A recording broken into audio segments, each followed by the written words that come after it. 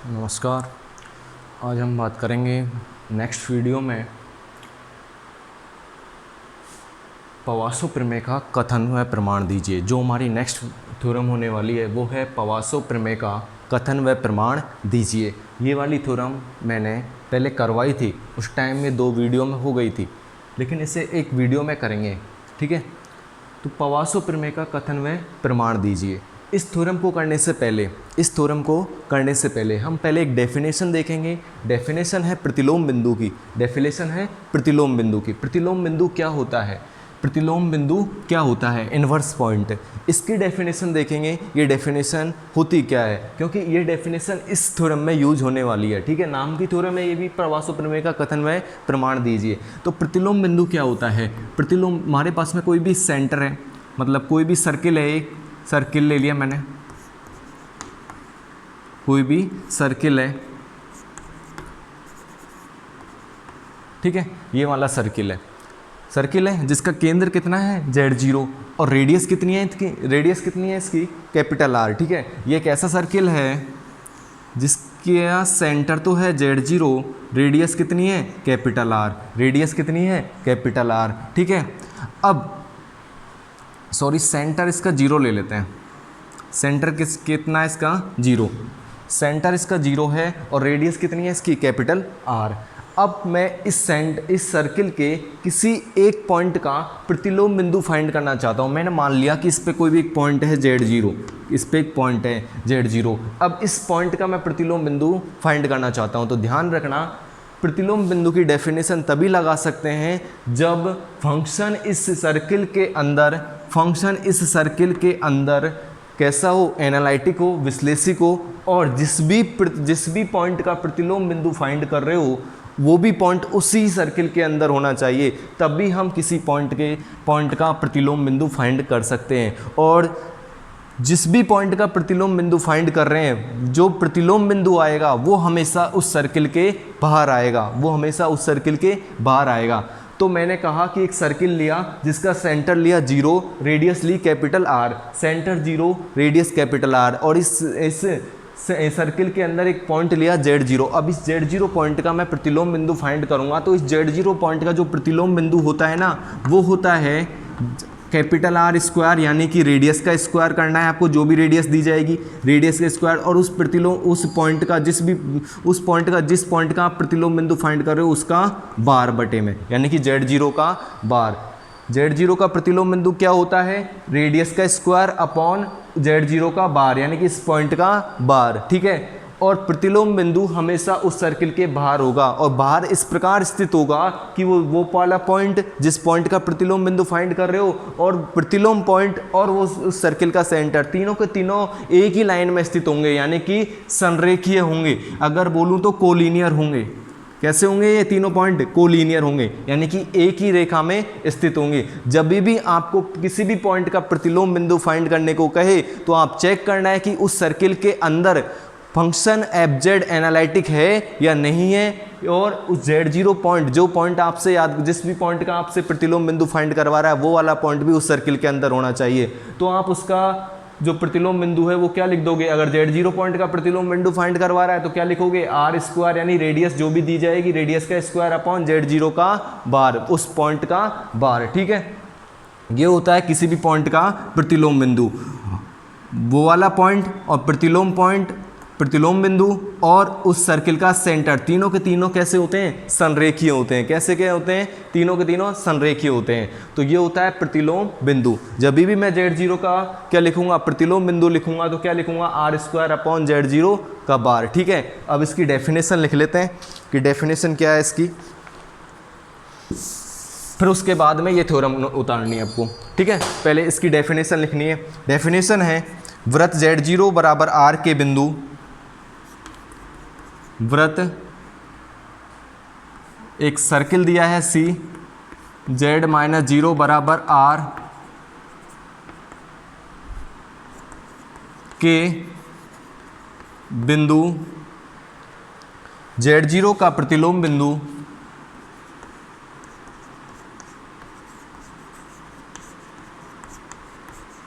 Z0 का प्रतिलोम बिंदु r² अपॉन z0 का बार होता है।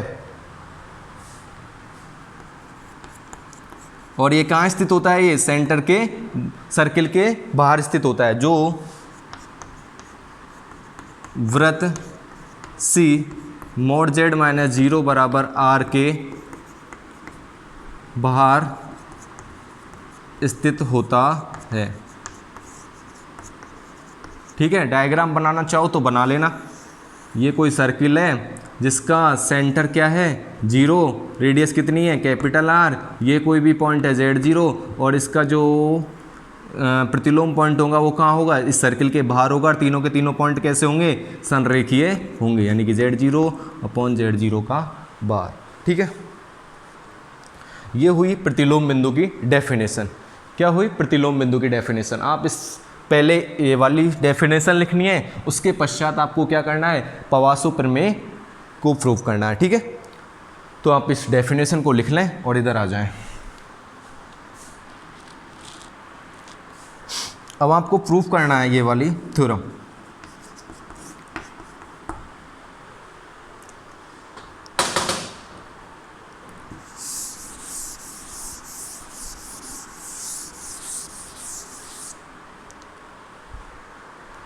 देखें क्या कह रहा है ये? यदि डिस्क C यानी कि कोई भी एक सर्किल है और जिसका केंद्र कितना है? ये लिखा हुआ है केवल mod z। mod z मतलब mod z माइनस 0 है ये, इसलिए इसको mod z लिख दिया है। तो इसका सेंटर कितना है? 0। Less than equal to r।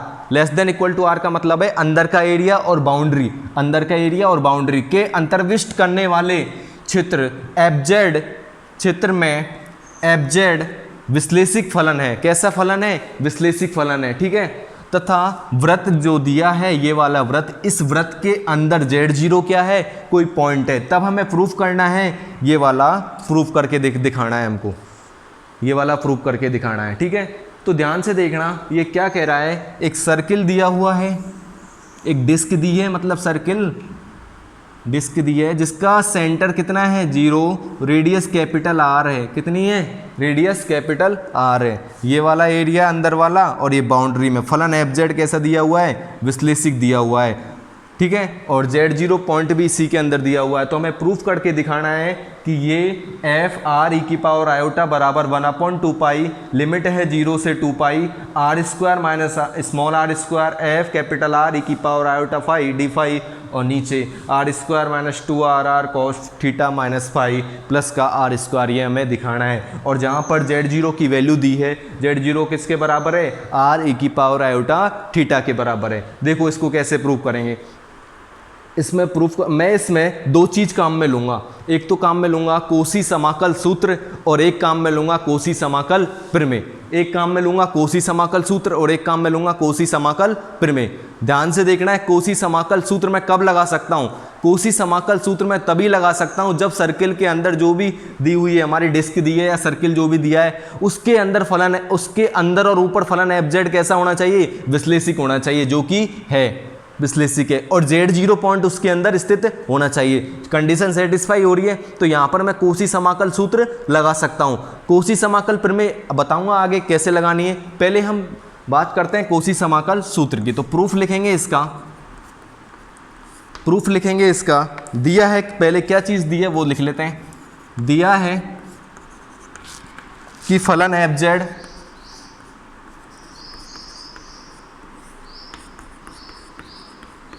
Disc C के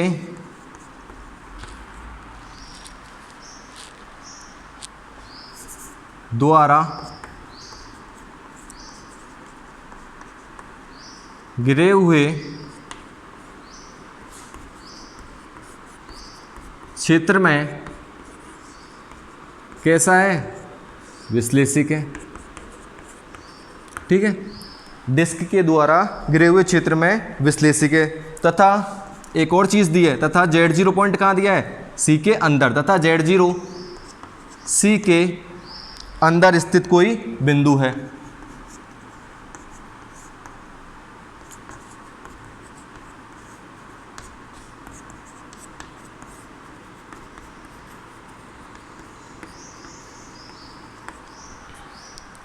तब लगा सकता हूँ कोसी समाकल सूत्र, तब कोसी समाकल सूत्र से,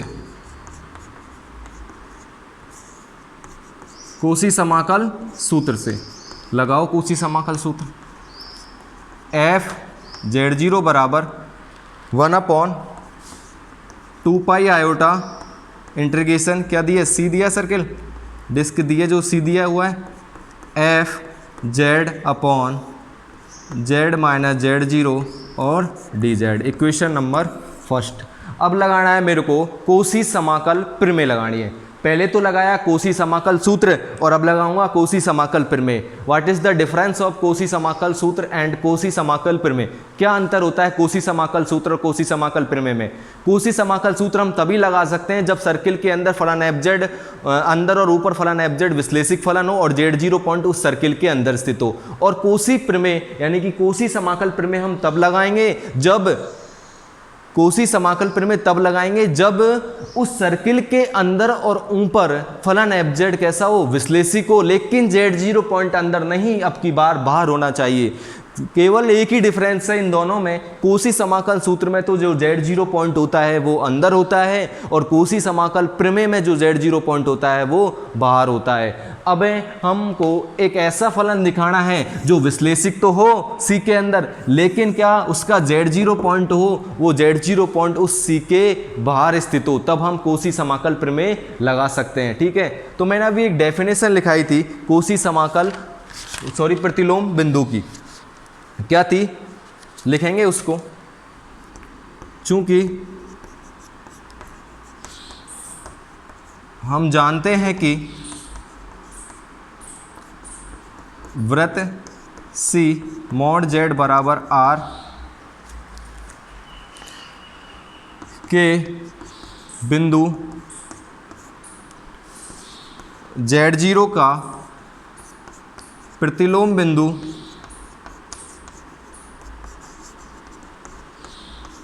R², रेडियस कितनी है, R²/Z0 बार होता है, जो कि जो प्रतिलोम बिंदु होता है वो कहाँ स्थित होता है, जो कि वृत्त C मॉड Z बराबर R के बाहर स्थित होता है।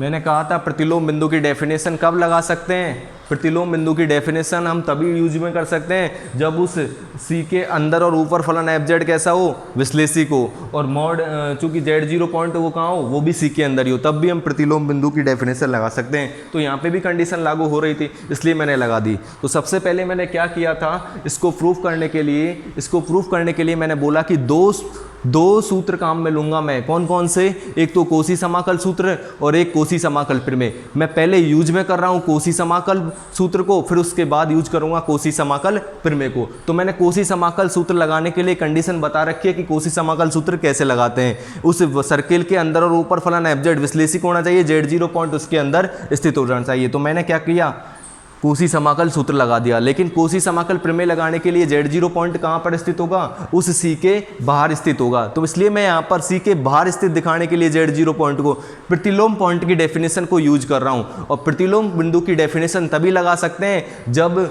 वही कंडीशन दोनों की सेम ही है, कोसी समाकल सूत्र की कंडीशन सेम है और प्रतिलोम बिंदु की कंडीशन भी सेम है। तो दोनों कंडीशन सेम होने के कारण यहाँ पर प्रतिलोम बिंदु की डेफिनेशन में लगा रहा हूँ। ठीक है, प्रतिलोम बिंदु की डेफिनेशन लगा दी मैंने। कितना आया प्रतिलोम बिंदु, R²/Z0 का बार आया। चूंकि अतः फलन, एक फलन ले रहा हूं मैं FZ, कौन सा FZ, और एक दूसरा और ले रहा हूं 1/Z माइनस R²/Z0 का बार। ये फलन C के अंदर ऊपर विश्लेषिक है, ये वाला फलन भी विश्लेषिक है, केवल एक पॉइंट को छोड़ के। कौन से वाले पॉइंट को, R²/Z0 बार के पॉइंट को, इस वाले पॉइंट को छोड़ के, इस वाले पॉइंट को छोड़ के ये पूरा के पूरा विश्लेषिक है। अगर इन मैं दोनों को मिला के लिखना चाहूँ, अगर इन दोनों को मिला के लिखना चाहूँ तो क्या आएगा, ये भी विश्लेषिक वो भी विश्लेषिक, केवल एक पॉइंट पर विश्लेषिक नहीं है ये दोनों के दोनों। Z minus R² upon Z0 का बार, Z0 का bar. F Z upon Z minus R square upon Z zero का बार। एफ जेड पहले से ही विश्लेषिक दिया हुआ है और Z minus one upon Z minus R square upon Z zero का बार। केवल एक पॉइंट पर कैसा नहीं है, विश्लेषिक नहीं है। कौन सा वाला पॉइंट है वो, R square upon Z zero का बार, जो कि वृत्त के बाहर स्थित है। अब मैं इस पूरे को मिला के लिखना चाहूंगा तो ये पूरा के पूरा फलन विश्लेषिक फलन है, केवल एक पॉइंट को छोड़ के। कौन सा वाला पॉइंट है, R square upon Z zero का बार, केवल एक पॉइंट को छोड़ के। और ये वाला पॉइंट कहां पर स्थित है, सर्किल के बाहर स्थित है। मेरे को भी यही चाहिए था, कोसी समाकल प्रमेय लगाने के लिए मेरे को क्या चाहिए था, एक फलन चाहिए था जो कि कैसा हो, उसी के अंदर विश्लेषिक हो, और जो पॉइंट है वो वाला point Z zero, Z minus Z zero, ये कहां पर हो, वृत्त के बाहर स्थित हो, जो कि वृत्त के बाहर स्थित है ये। ठीक है, तो यहां पर मैं क्या लगा सकता हूं, कोसी समाकल प्रमेय लगा सकता हूं। अतः फलन, ये वाला फलन वृत्त सी के अंदर तथा ऊपर विश्लेषिक है, तो मैं यहां पे लगा सकता हूं, यूज करूंगा कोसी समाकल प्रमेय को। मिटा देता हूं इसको।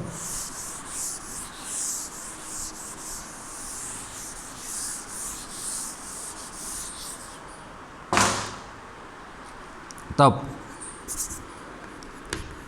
कोसी समाकल प्रमेय से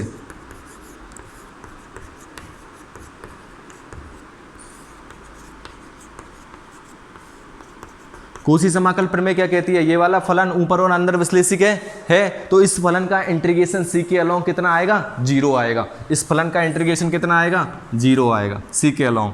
ये कहती है क्या, कोसी समाकल प्रमेय। दोनों में डिफरेंस है भाई, प्रमेय में और सूत्र में। ठीक है, कर दिया ये। अब देखना, मैं इसको कुछ इस प्रकार लिख रहा हूँ, दोनों तरफ गुणा कर रहा हूँ 1/2 पाई आयोटा का। इस तरफ भी कर रहा हूँ, इस तरफ भी कर रहा हूँ। इस तरफ तो 0 है, 0 को मैं पहले लिख दूंगा, गुणा करोगे तो कितना आएगा, 0 ही आएगा। इस तरफ करूँगा तो कितना आएगा, 2 pi iota integration C F Z upon Z minus R square upon Z zero का बार। और इक्वेशन नंबर 2। केवल इस पवासो थ्योरम में क्या करना है, दो चीज काम में लेनी है, एक कोसी समाकल सूत्र और एक कोसी समाकल प्रमेय। अगर ये दोनों चीज आपने लगा दी, उसके बाद में कुछ नहीं है। इक्वेशन नंबर 1 में तो क्या किया मैंने, कोसी समाकल सूत्र लगाया, और इक्वेशन नंबर 2 को कहां से लाया, कोसी समाकल प्रमेय से लेकर आया। अब आपको केवल कैलकुलेशन करनी है, और कैलकुलेशन करके दिखाना है, जो प्रूफ करवा रहा है उसको लेके आना है। ठीक है, अब आपको क्या करना है, नाउ इक्वेशन 1 माइनस इक्वेशन 2 करना है। नाउ इक्वेशन 1 माइनस 2,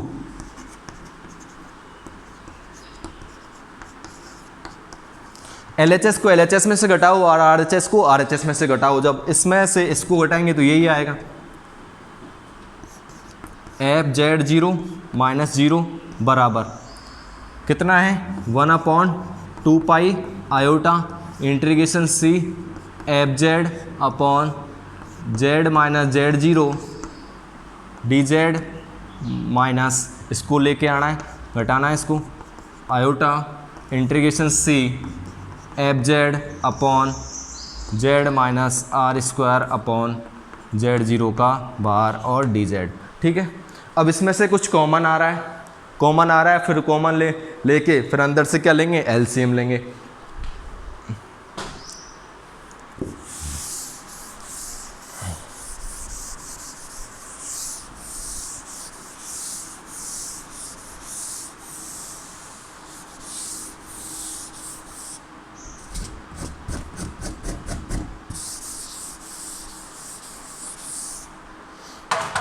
देखो क्या कॉमन आ रहा है,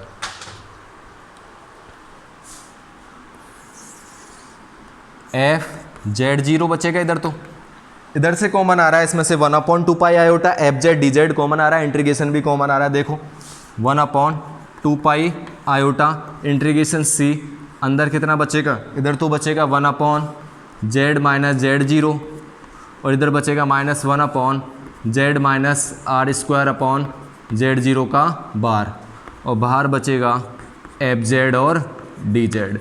ठीक है, यही बचेगा। अंदर वाले को सॉल्व करते हैं, थोड़ा देखते रहना, कैलकुलेशन है केवल और कुछ भी नहीं है। इंटीग्रेशन सी नीचे से पहले मैं इसको सॉल्व कर लेता हूँ, फिर मैं क्या लूँगा, एलसीएम लूँगा।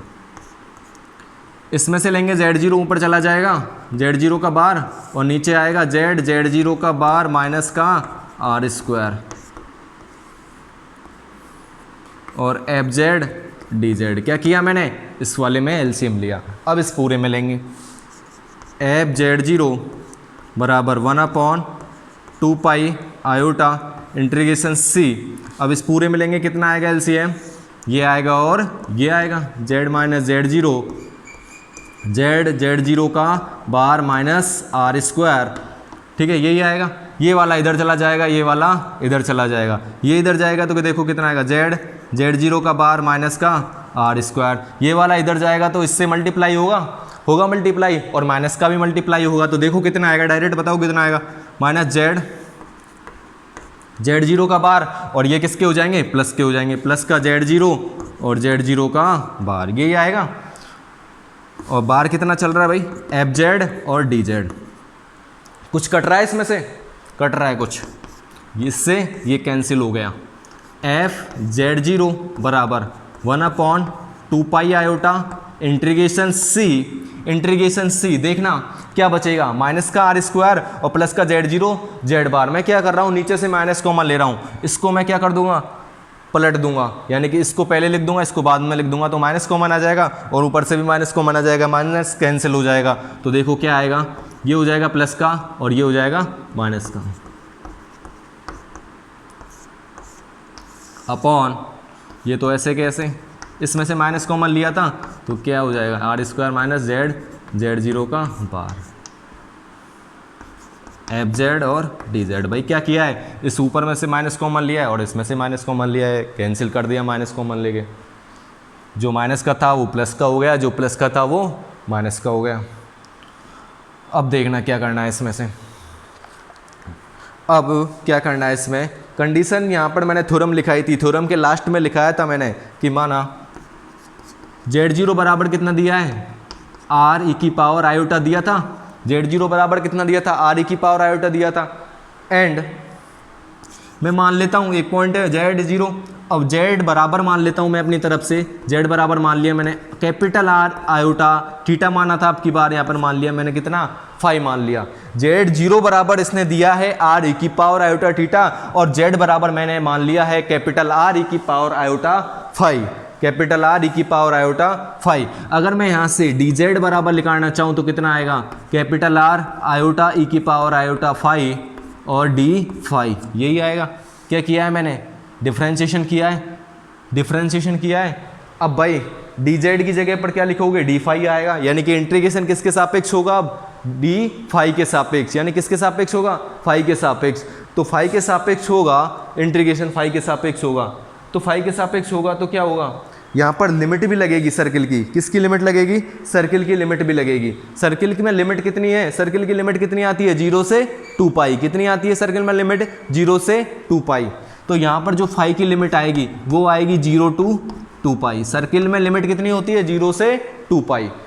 क्या किया मैंने इसमें, इतना सॉल्व करने के पश्चात Z0 बराबर हमें क्वेश्चन में दिया गया था, प्रमेय के लास्ट में लिख रखा था वेयर Z0 बराबर R e की पावर आयोटा थीटा, और Z बराबर मैंने मान लिया कैपिटल R e की पावर आयोटा फाई। ये क्यों माना, क्योंकि जो सिद्ध करना है उसमें फाई में ही लेके आना है, आंसर वो दिखाना है, कैपिटल R भी आ रहा है उसमें और फाई भी आ रहा है, तो मैंने Z बराबर मान लिया R e की पावर आयोटा फाई, और इसका डिफ्रेंशिएशन किया तो DZ बराबर आया R आयोटा e की पावर आयोटा फाई और D फाई, यानी कि DZ किस में चेंज हो गया, फाई में चेंज हो गया, किस में चेंज हो गया, फाई में चेंज हो गया। तो फाई की लिमिट भी लगेगी, और फाई में लिमिट हमारे क्या चल रहा है, किसके सापेक्ष कर रहे हैं हम, सर्किल के सापेक्ष कर रहे हैं, सर्किल चल रहा है ना इंटीग्रेशन के नीचे, तो सर्किल में लिमिट कितनी आएगी, 0 से 2 पाई, कितनी आएगी, 0 से 2 पाई आएगी, इसलिए मैंने लिमिट फाई बराबर कितनी लगाई है, 0 से 2 पाई लगाई है, ठीक है।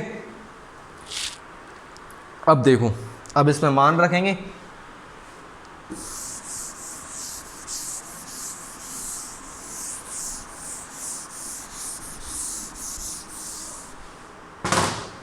देखना Z0 का मान कितना है, R e की पावर आयोटा थीटा, और जहां पर Z है, Z के स्थान पर रखना है कैपिटल R आयोटा e की पावर फाई। देखना एफ Z0 के स्थान पर स्मॉल आर आयोटा थीटा बराबर 1/2 पाई आयोटा इंटीग्रेशन। अब लिमिट कितनी लगेगी, सी हट जाएगा, लिमिट कितनी लगेगी 0 से 2 पाई, 0 से 2 पाई लिमिट लग गई। और आर स्क्वायर माइनस Z0 बराबर कितना है स्मॉल आर आयोटा थीटा, और Z0 का बार कितना आ जाएगा, ये Z0 है और Z0 का बार का मतलब होगा बराबर Z0 की वैल्यू कितनी आएगी आर ई की power minus iota theta. Z0 तो कितना है आयोटा थीटा, लेकिन Z0 का बार कितना आएगा माइनस आयोटा थीटा, कितना आएगा minus iota theta, small R E की पावर माइनस का आयोटा थीटा। ये हो गया कंप्लीट। और इधर नीचे है Z माइनस Z0, Z कितना है कैपिटल आर ई की पावर आयोटा 5 माइनस Z0 है माइनस स्मॉल आर ई की पावर आयोटा थीटा, और इधर चल रहा है कैपिटल आर का स्क्वायर माइनस इस Z के स्थान पर वैल्यू रखेंगे माइनस आर ई की पावर आयोटा थीटा, और Z0 का बार कितना आएगा वही आर ई की पावर माइनस आयोटा थीटा, कितना आएगा आर ई की power minus iota theta, R square minus कुछ गलत तो नहीं होगा, इस Z की वैल्यू ये वाली रखनी है कैपिटल आर ई की पावर आयोटा 5, ठीक है। और एक और बच रहा है F Z D Z, F Z की वैल्यू एफ जेड के स्थान पर कितना स्मॉल आर ई की पावर आयोटा थीटा, और डी जेड की वैल्यू कितनी रखनी है आर आयोटा ई की पावर आयोटा 5 और डी 5, आर आयोटा ई की पावर आयोटा 5 और डी 5। एक बार चेक कर लेते हैं इसे। एफ Z0 की वैल्यू रखी मैंने ये वाली 1/2 पाई आयोटा, सी हटा, सी लिमिट लग गई सी की 0 से 2 पाई, आर स्क्वायर माइनस Z0 की वैल्यू यही है, Z0 पार की वैल्यू ये हो जाएगी एफ जेड और डी जेड, ठीक है। Z माइनस Z0 ये आ जाएगा आर स्क्वायर माइनस Z और Z0 का बार, बिल्कुल सही है। अब देखो क्या करना है इसमें, एफ आर ई की पावर आयोटा थीटा बराबर 1/2 पाई आयोटा इंटीग्रेशन 0 से 2 पाई, 0 से 2 पाई आर स्क्वायर माइनस एक आर मल्टीपल में दोनों तो कितना हो जाएगा आर स्क्वायर, और ई की पावर आयोटा 5 और ई की पावर माइनस आयोटा 5 कैसे हो जाएंगे कैंसिल हो जाएंगे। यहाँ पर कितना है एफ आर ई की पावर आयोटा थीटा, और देखना इस आयोटा से ये आयोटा कैंसिल हो जाएगा, तो यहाँ से भी इस आयोटा को मैं हटा देता हूँ। कितना बचेगा कैपिटल आर ई की पावर आयोटा 5 और डी 5, यही बचेगा। नीचे आओ आर माइनस आर ई की power iota 5 minus R E की power iota theta, capital R square minus R E की पावर आयोटा 5 ई की पावर आयोटा 5 और ई की पावर माइनस आयोटा थीटा। लिख सकता हूँ क्या क्या इसे, क्या R capital R small R, इसे लिख सकता हूँ दोनों को, देखना कैसे, ई की पावर आयोटा 5 माइनस थीटा लिख सकता हूँ आराम से, आधार समान है तो घातों को मैंने इस प्रकार लिख दिया। अब देखना इसमें से कुछ कॉमन आ रहा है, इसमें से आर कॉमन लेके ऊपर वाले आर को मैं काट रहा हूँ, ठीक है। इसमें से केवल इसमें से आर कॉमन लेके ऊपर वाले आर को काट रहा हूँ, तो इन दोनों में से आर हट जाएगा, एक इसमें से हट जाएगा और इसमें से हट जाएगा। यह आएगा एफ आर ई की पावर आयोटा थीटा बराबर 1/2 पाई इंटीग्रेशन 0 से 2 pi capital R square minus small R square F R E की power iota theta capital R E की पावर आयोटा 5 डी 5। शायद हमें जो सिद्ध करना है उसमें ऊपर वाली टर्म तो यही आ रही है, ऊपर वाली, केवल नीचे वाली में चेंजेज आएगा। कैपिटल आर ई की power iota 5 minus small R E की पावर आयोटा थीटा। बड़ी थ्योरम है, इसमें कैलकुलेशन थोड़ी ज़्यादा है। इसमें से आर कॉमन लेके ये वाले आर को काटना है, तो ये वाला आर कैसे हो जाएगा गायब हो जाएगा, यहाँ से भी एक आर बचेगा एक, और इससे गायब हो जाएगा माइनस का स्मॉल आर ई की power iota theta 5 minus theta, ये वाली आएगी, ठीक है। इसको नाम देंगे इक्वेशन नंबर, इसको नाम देंगे इक्वेशन कौन सी दी थी 2 और 3 देंगे, इसको इक्वेशन नंबर 3 नाम देंगे। अब देखना जो सिद्ध करवा रहा है उसमें ये भी आ रहा है 1/2 पाई भी आ रहा है, 0 से 2 पाई भी आ रहा है, ऊपर वाली ये टर्म भी आ रही है, केवल नीचे वाली टर्म में क्या है, नीचे वाली टर्म में चेंजेज है। तो नीचे वाली टर्म को हम सॉल्व करके जो हमारे सिद्ध करने में पूछ रहा है उसको ला देंगे, उसका मान इसका मान यहाँ पे रख देंगे इस इक्वेशन नंबर 3 में, जो हमारा प्रूफ करवा रहा है वो आ जाएगा। तो हम केवल अब हमारा काम क्या बचा हुआ है कि नीचे वाली टर्म को सॉल्व करना है और नीचे वाली टर्म को सॉल्व करके वो चीज़ लानी है जो हमें प्रूफ करवा रहा है, ठीक है। और इसमें हम समीकरण 3 में मान रख देंगे। देखो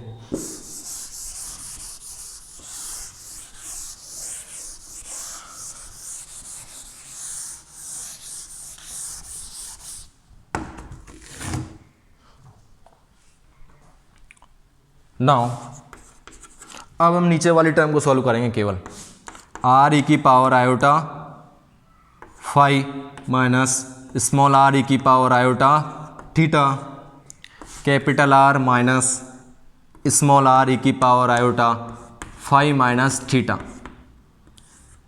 ठीक है। इस वाली टर्म को क्या करना है, हमें सॉल्व करना है। इस वाली टर्म को हमें सॉल्व करना है। इस वाली टर्म को सॉल्व करने के लिए मल्टीप्लाई कर दो, दोनों कोष्टकों को मल्टीप्लाई कर दो। इसका मल्टीप्लाई इसमें करेंगे कितना आएगा, कैपिटल आर स्क्वायर ई की पावर आयोटा फाई। इसका मल्टीप्लाई इसमें करेंगे कितना आएगा, माइनस का कैपिटल आर और स्मॉल आर ई की पावर आयोटा फाई और ई की power iota phi minus theta. अब इसका इन दोनों में करना है कितना, माइनस का चिन्ह आएगा, माइनस का capital R small R E की पावर आयोटा थीटा और माइनस माइनस किसका हो जाएगा, प्लस का। तो ये आएगा आर स्क्वायर ई की पावर आयोटा थीटा ई की power iota phi minus theta, यही आएगा, ठीक है। उसके बाद इस पूरे में से क्या करना है, ई की पावर आयोटा फाई कॉमन आ रहा है, पूरे में से क्या कॉमन लेना है, ई की पावर आयोटा फाई को कॉमन लेना है। तो ई की पावर आयोटा फाई पूरे में से कॉमन आएगा तो अंदर क्या बचेगा, यहाँ पर देखना आर स्क्वायर बचेगा, कैपिटल आर स्क्वायर बचेगा यहाँ पर माइनस, यहाँ से ई की पावर आयोटा फाई क्या आ चुका है, कॉमन आ चुका है। तो यहाँ पर टर्म क्या बचेगी, capital R small R E की power iota phi minus theta. यहाँ पर देखना ई की पावर आयोटा फाई है ही नहीं तो कहाँ जाएगा, नीचे जाएगा, नीचे जाएगा। जब नीचे से ऊपर जाएगा तो किसका हो जाएगा, माइनस का हो जाएगा। तो यहाँ पर कितने आएगा, capital R small R E की power iota theta minus phi आ जाएगा, देखना। और यहाँ पर ई की पावर आयोटा फाई है, ई की पावर आयोटा फाई है और क्या बचेगा, ई की पावर आयोटा फाई है, गायब हो जाएगा। यहाँ पर टर्म बचेगी ई की पावर माइनस आयोटा थीटा और ई की पावर प्लस का आयोटा थीटा पहले से ही है, दोनों के दोनों कैंसिल हो जाएगा। कितना बचेगा, प्लस का आर स्क्वायर, कितना आएगा, प्लस का आर स्क्वायर आएगा, ठीक है। अब देखना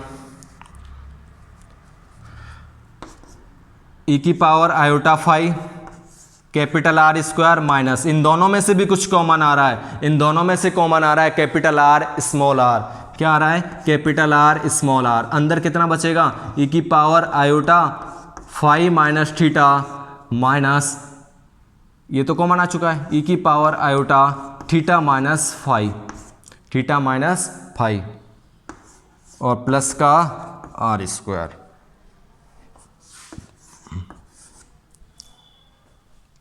ठीक है, प्लस का आर स्क्वायर। अब मैंने एक चीज़ पढ़ाई थी कि चूंकि ई की पावर आयोटा थीटा बराबर कितना होता है, कॉस थीटा प्लस का आयोटा साइन थीटा। ध्यान से देखना, कॉस थीटा प्लस का आयोटा साइन थीटा। ई की पावर माइनस आयोटा थीटा बराबर कितना होता है, कॉस थीटा माइनस का आयोटा साइन थीटा, यही होता है। अगर मैं इन दोनों को जोड़ के लिखना चाहूँ, ई की पावर आयोटा थीटा प्लस का ई की पावर माइनस आयोटा थीटा लिखना चाहूँ तो कितना आता है भाई, 2 cos थीटा आता है, 2 cos थीटा क्या आता है। अब देखना यहाँ से मैंने क्या कॉमन लिया था, माइनस का आर कॉमन लिया था, माइनस का कैपिटल आर और स्मॉल आर कॉमन लिया था, तो बीच में किसका चिन्ह आएगा, प्लस का चिन्ह आएगा, ठीक है। इसके बराबर ये होता है, इसके बराबर ये होता है, इन दोनों को जोड़ूंगा तो ये दोनों कैंसिल हो जाएंगे। कितना आता है इसका मान, 2 cos थीटा, 2 cos थीटा, यही आता है मान। अब देखना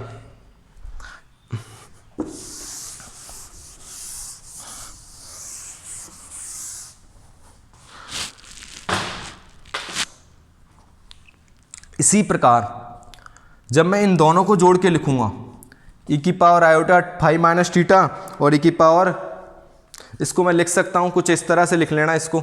जब यहाँ पर e की पावर थीटा माइनस फाई है तो इसको मैं लिख सकता हूँ माइनस को चिन्ह लगा के आगे, माइनस का आगे चिन्ह लगा दिया और फाई पहले लिख दिया, माइनस थीटा लिख दिया। दोनों के दोनों कैसे बना लिए मैंने, कोष्टक सेम बना लिए। तो मैं यहाँ से मान निकालना चाह रहा हूँ e की power iota phi minus theta plus का e की power minus iota phi minus theta का मान आएगा। तो क्या करना है, e की power iota theta plus e की पावर माइनस आयोटा थीटा किसके बराबर होता है, 2 cos थीटा। जो थीटा यहाँ होता है वही आ जाता है। तो यहाँ पर भी कितना है, e की पावर आयोटा इसको थीटा मानो प्लस का e की पावर माइनस आयोटा इसको थीटा मानो, किसके बराबर होगा 2 cos थीटा। यहाँ पर थीटा की वैल्यू फाई माइनस थीटा, ठीक है। तो यहाँ पर आएगा 2 cos फाई माइनस थीटा, यही आएगा। और देन फिर इसमें मान रख दो इसका, इसकी वैल्यू तो निकालिए, तो इसका मान कितना आ जाएगा 2 cos phi minus theta. Then e की power iota phi capital R square minus इसका मान आएगा 2 cos फाई माइनस थीटा। जब इसका मान रखेंगे तो ये हो जाएगा 2 capital R small R cos phi minus theta plus का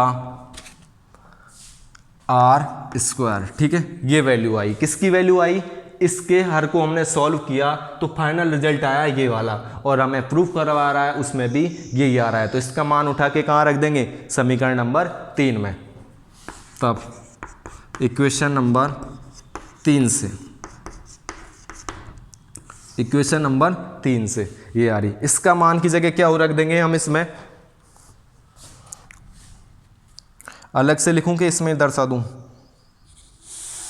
इसकी जगह पर क्या करना है, अब केवल हमें इसकी जगह पर कितना मान आया है, e की power iota phi capital R square minus 2 capital R small R cos phi minus theta plus का आर स्क्वायर, यही आएगा, ठीक है। और यही हमें क्या करवा रहा था, प्रूफ करवा रहा था। इस वाली थ्योरम में सबसे पहले हमने डेफिनेशन देखी प्रतिलोम पॉइंट की, इन्वर्स पॉइंट की, उसके बाद में हमने पवासो थ्योरम का स्टेटमेंट देखा, उसको प्रूफ किया। पवासो थ्योरम में 2 ही चीज़ ध्यान रखनी है, क्या चीज़ है, पहली बार लगाना है हमको कोसी इंटीग्रल फार्मूला और दूसरी बार लगाना है हमको कोसी समाकल प्रमेय। कोसी समाकल प्रमेय दोनों में एक ही फर्क है, कोसी इंटीग्रल फार्मूला में Z0 जो पॉइंट होता है वो सर्किल के अंदर होता है, और कोसी समाकल प्रमेय में जो Z0 पॉइंट होता है वो सर्किल के बाहर स्थित होता है, ठीक है। दोनों को लगाया, पहली इक्वेशन आई थी वो कोसी समाकल सूत्र से आई थी, और जो सेकंड इक्वेशन आई है वो कोसी समाकल प्रमेय से आई है। दोनों इक्वेशनों को मैंने घटाया और उसके बाद केवल कैलकुलेशन की है, और जो प्रूफ करवा रहा है वो लेके आए। तो ये वाली थ्योरम होती है कंप्लीट नाम की थ्योरम है, आ भी सकती है, ठीक है। Thank you very much.